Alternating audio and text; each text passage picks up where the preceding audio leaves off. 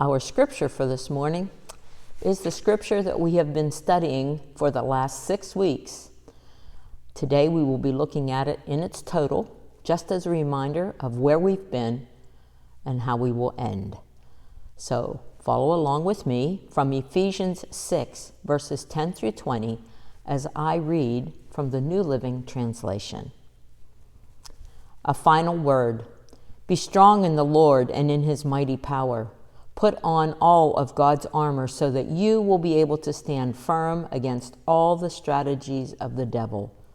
For we are not fighting against flesh and blood enemies, but against evil rulers and authorities of the unseen world, against mighty powers in this dark world, and against evil spirits in the heavenly places.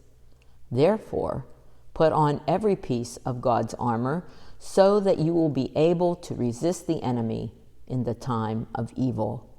Then after the battle, you will still be standing firm.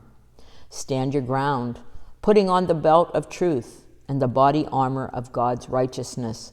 For shoes, put on the peace that comes from the good news, so that you will be fully prepared. In addition to all of these things, hold up the shield of faith to stop the fiery arrows of the devil. Put on salvation as your helmet, and take the sword of the Spirit, which is of God. Pray in the Spirit at all times, and on every occasion stay alert and be persistent in your prayers for all believers everywhere. And pray for me too. Ask God to give me the right words so I can boldly explain God's mysterious plan that the good news is for Jews and Gentiles alike. I am in chains now, still preaching this message as God's ambassador. So pray that I will keep on speaking boldly for him as I should.